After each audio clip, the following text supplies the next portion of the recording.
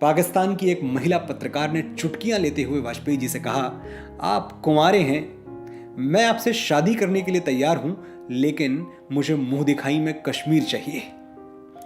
कोई और होता तो इस प्रस्ताव को टाल जाता, लेकिन पंडित जी और उनकी हाजिर जवाबी, वो हंस के बोले, मैं भी शादी के लिए तैयार हूं, लेकिन मुझे दहेज में पूरा पाकिस्तान चाहिए, दे पाएंगी आप? महिला पत्रकार सन्न रह गई और वाजपेयी जी अगले सवाल की तरफ बढ़ गए। वाजपेयी जी बड़ी सच्चाई के साथ जीते थे और राजनीति में यह गुण नहीं अवगुण है। वो निडर थे, जो है वो है, कुछ छुपाते नहीं थे।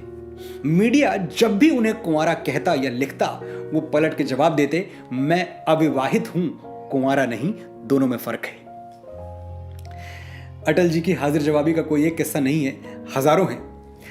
भारत में जब पाकिस्तानी आतंकवादियों के कैंप बढ़ने लगे तो एक पत्रकार ने अटल जी से पूछा, ऐसा थोड़ी है कि सारी गलती उन्हीं की है, कहीं तो आप भी गलत होंगे, ताली एक हाथ से तो नहीं बजती। वाजपेयी जी बोले, ताली एक हाथ से नहीं बजती, चुटकी तो बज सकती है, तो पाकिस्तान चुटकी बजा रहा है। बात सच भी है, पाकिस्तान ने हमेशा चुटकी ही बजाई है। कभी इंसर्जेंसी, कभी आतंकवाद, हमसे खुल के दो दो हाथ करने की हिम्मत वो कभी जुटा नहीं पाए। एक और घटना याद आती है। पाकिस्तान के तत्कालीन प्रधानमंत्री ने एक बेहद आपत्तिजनक बयान दिया, कश्मीर के बिना पाकिस्तान अधूरा है। पलट के अटल जी का जवाब देश के हर अखबार में छपा, पाकिस्तान के बिना हिंदुस्तान अधूरा है। इशारा साफ था कि रहने के लिए दुनिया में कई खूबसूरत जगहें हैं, लेकिन अच्छा यही होगा कि औकात में रहो। 1996 के चुनावों में भारतीय जनता पार्टी देश के सबसे बड़े राजनीतिक दल के रूप में उभरी। वाजपेयी जी का नाम प्रधानमंत्री पद के लिए प्रस्तावित किया गया। उसी रात एक प्रेस कॉन्फ्रेंस हुई, जहां एक पत्रकार उनसे पूछ बैठा, अटल जी, आज रात आप पाकिस्तान के प्रधानमंत्री बेनजीर भुट्टो को क्या संदेश देना चाहेंगे?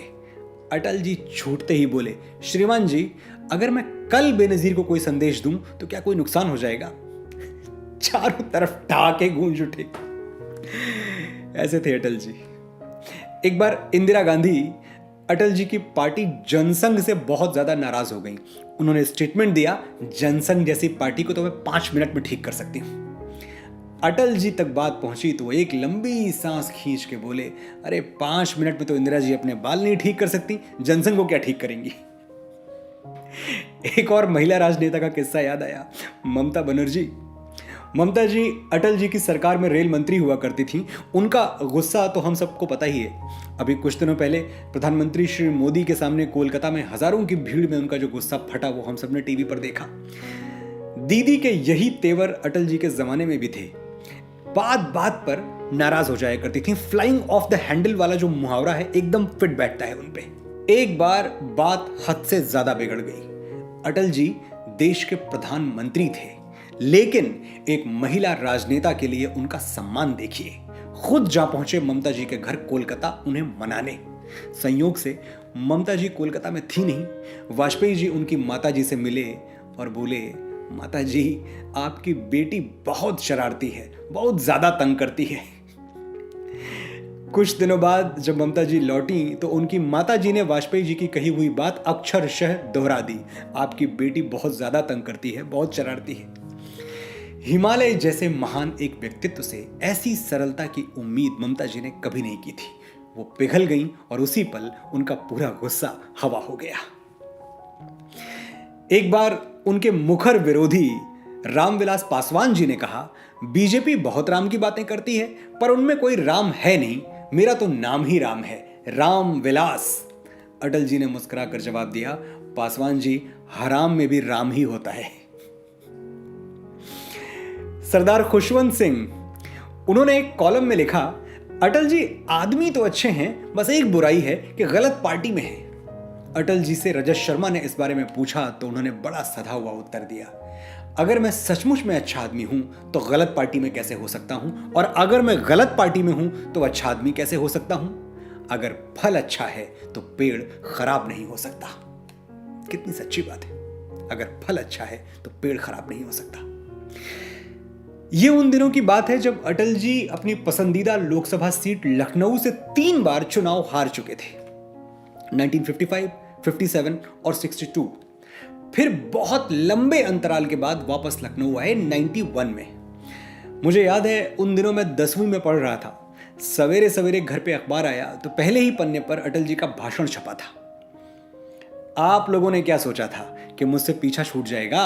ये होने वाला है नहीं। उन्होंने सूरदास को कोट किया, मेरो मन अनत कहां सुख पावे, जैसे उड़ी जहाज को पंछी पुनि जहाज पे आवे। लखनऊ मेरा घर है और मेरा नाम अटल है। देखता हूं आप कब तक मुझे सांसद नहीं बनाते। ऐसे अपनेपन को लखनऊ वाले भला कैसे नकार सकते थे? अटल जी भारी बहुमत से जीते और जीवन के अंतिम चुनाव तक लगातार लखनऊ से जीतते रहे। अटल जी के जन्मदिन पर 25 दिसंबर को मैंने जो एपिसोड किया था वो मेरे चैनल पर सबसे ज्यादा देखे जाने वाले वीडियोस में से एक है। अगर आपने अब तक नहीं देखा तो लिंक नीचे दे रहा हूं, जरूर देखिए। उसी वीडियो में मैंने आपसे पूछा था कि क्या आप चाहते हैं कि मैं अटल जी पर पूरी सीरीज बनाऊं। हजारों कमेंट्स के साथ आपने हां बोला था। सीरीज शुरू हो चुकी है। ये मेरी जिम्मेदारी है कि मैं बहुत जल्द अटल जी पर अगला वीडियो लेकर आपके सामने आऊं, लेकिन तब तक आपकी भी एक जिम्मेदारी बनती है। इस वीडियो को शेयर करें, इतना शेयर करें कि आने वाली पीढ़ियों को अपने हीरोज 7 समंदर पार न खोजने पड़े। उन्हें मालूम होना चाहिए कि भारत की मिट्टी ने अटल पैदा किया था और पूरी दुनिया में अटल जैसा व्यक्तित्व, वैसी बुद्धिमत्ता, वैसी मेधा, वैसा आकर्षण और वैसा प्रभाव किसी और में नहीं। कई उपहार दिए हैं हमें प्रकृति ने, लेकिन एक उपहार है जो सब पे भारी है। ये अकेला देश है जिसके पास अटल बिहारी है। उन्हें 2 बातों पर हमेशा गर्व रहा, भारत भूमि में जन्म लेने पर और हिंदू होने पर। अटल जी अपना परिचय कुछ यूं दिया करते थे, मैं वीर पुत्र, मेरी जननी के जगती में जौहर अपार। अकबर के पुत्रों से पूछो, क्या याद उन्हें मीना बाजार? क्या याद उन्हें चित्तौड़ दुर्ग में जलने वाली आग प्रखर, जब हाय सहस्त्रों माताएं तिल तिल जलकर हो गईं अमर। वो बुझने वाली आग नहीं, रग रग में उसे समाये हूं। यदि कभी अचानक फूट पड़े विप्लव लेकर तो क्या विस्मय। हिंदू तनमन, हिंदू जीवन, रग रग हिंदू मेरा परिचय।